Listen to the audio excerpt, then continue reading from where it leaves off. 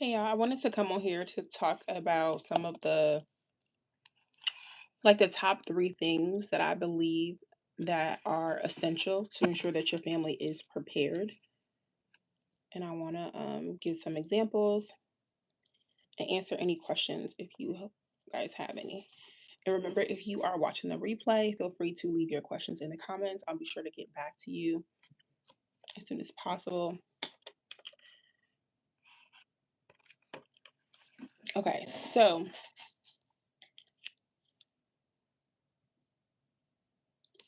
I think it's important for people to realize that having life insurance is just like kind of like the prerequisite. Like that's just kind of like step one, right? And so having life insurance is definitely important, but it is not the end all be all. I get a lot of people that feel that, okay, I have life insurance, I'm good. And unfortunately, you're not. There's so much more to what you need to do in order to be prepared. So, today I want to talk about the top three things that I believe are important for you to have to ensure that your family is, in fact, prepared. Um, and when you think about these things, understand that, or let me just take it a step back. When you have not shared information with your family, when you've not educated them, I really view it as you not doing your part. You have not prepared them in the way that you should have. And it's almost like when the time comes to file a claim, they're going into this blindly. Like they're so confused. They have so many questions, and no one should ever experience that while they're grieving. So let's get into the three things. The first thing that your family should have access to is the telephone number in which you need to file a claim. They shouldn't be guessing what that is. They shouldn't have to go on a scavenger hunt looking through paperwork. It should be clear. I think that something as simple as a telephone number is information that your beneficiary should have saved in their phone today, right now, because we don't know the day or the hour. And so they should be prepared as soon as possible, right? And I always love to, in my presentations, one of the homework assignments that I give people is making sure, hi, Chris from Vegas. Thanks for joining. I think it's important to make sure that the homework assignment that I share is do a trial run yourself. Call a telephone number, whether it be from your HR, whether it be online portal. It should be in an area where you file benefits, or I'm sorry, you have open enrollment for your coverage, whether it be through your employer or even the 800 number to the third party that you have insurance through. Call that number, go through the prompts, see what the experience would be like for your family. Do like a trial run. And if you are lucky enough to get a human on the other end of that call, ask them some questions. That would really paint a picture for you as to what your family would experience. And it would allow you to create what I like to call is like a roadmap on just the journey of what your family would experience when it's time for them to file a claim. And you can do this um, annually, just like you do your taxes annually. Most people are wrapping that up with tax season coming to an end. Do that annually so that you know what's changed, what's been updated, what's different, what questions do I need to ask, right? How do I need to update my family? So it's important that you get a telephone number and you share that information with your family. The second thing that your family should be aware of is that a death certificate is required. Let's call it a DC. We use a lot of abbreviations in insurance, so let's call it a DC. Without the DC, you have no claim. Think of it as if you've ever been in a car accident. What's the first thing that most people do? They take pictures. They get out the car, they take pictures because that is proof to your insurance company that an accident did take place, what the damages were that's done.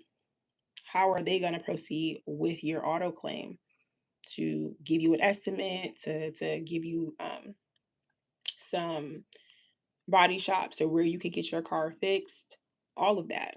a DC is required because it's considered a proof of loss. It is proof to an insurance company that a loss did take place. This is the person's information. This is the cause and manner. This is the date of death. All the details that they need to confirm we can proceed because this person is no longer here with their life insurance. And some insurance companies are going to require a certified copy. Not all do. Some will accept just a copy of the certified copy. But it's important that when you are requesting the DC from like a funeral home, that you request multiple copies. You're going to need them for a variety of different things. Insurance company, whether you know this person had a home, whether they were renting, this is proof that this person is no longer here. I need to close up their utility accounts or cable accounts. If I'm closing up shop on their home or wherever they were renting, it's going to be used for a variety of different things. And so I think it's just best practice to know that you're going to need multiple copies. The third thing that is important, and I think one of the most important things that your family should be aware of when it comes to your life insurance is the benefit amount. I know the amounts are things that people don't like to talk about. um you feel like maybe that's too many details, maybe they don't need to know all of that. And if you ever for a second think like, I don't want anything to happen to me earlier than necessary because they're trying to get to this money, then I would highly recommend you update your beneficiary because that is not the right person. But I think it's important for your beneficiary to know the benefit amount because as someone who has paid and denied life insurance claims, I know firsthand that human error is a thing. And so I would hate for your family to be shorted $10,000 even just because of a simple oversight, just because of a miscalculation, because that happens very often, if you will. And so it's important that your beneficiary is aware of the exact amount that they should be receiving in case there is an error, in case, they have been shorted so they can go back with facts. Um, Hi, Darts. Hi, Miss Bev. Miss Bev's Productions. Thank you for joining me and all your supports. Love you a lot. Um, and so I think it's important to share the benefit amount. Um, like I said, you can avoid errors, you can avoid issues, and that should be the last thing that someone is confused about. It also provides clarity on just like what they need to do. Like, think of it as, I mean, I hate to put it, um, not to try to minimize the loss of someone, but being a beneficiary is a job. And so the person who's receiving all of this money, they have a job to do. They have to pay for a funeral. They may have to pay off any remaining debt that you left behind. So when you become transparent with this individual about, you know, what the funds should be used for, they can have a holistic view of what the expectations of them are and what they will be responsible for. So, okay, now I'm responsible to put maybe a third of this to pay for a funeral. I'm responsible for putting some of this to pay off your debt and your student loans, whatever that looks like. And if there is a shortage, if they see or feel like, okay, this might not be enough, then they can ask those questions. Okay, what's the backup plan? How are we going to make up the difference? Um, because, creating a GoFundMe, you never want your family to go that route, right?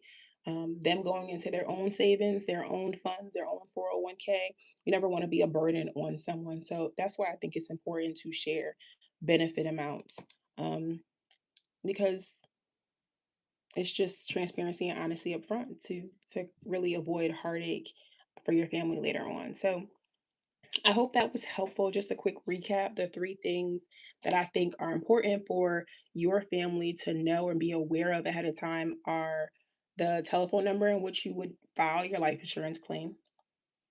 Two, being um, absolutely Jesus Christ is the one true and living God. Absolutely.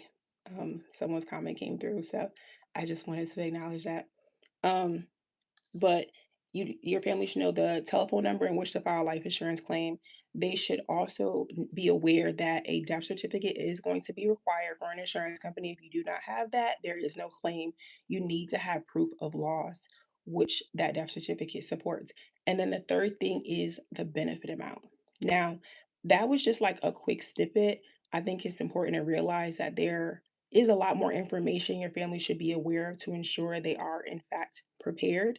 And so I've created a quiz for you to test yourself and your knowledge to see how prepared your family is. I'm going to drop that link in the comments. Um, be sure to take that quiz and come back and share your results with me. If you have any questions, I'm always available. Definitely drop them in the comments. If you're watching the replay of this, drop your questions in the comments. Let me know what questions you have when it comes to life insurance, where you're confused, where you're concerned, what you want to know more about. Because once I can gather that information, then I know how to best serve you. All right. Well, if we don't have any other questions, I'm going to log off, but I hope you all have an amazing day and be blessed. Later.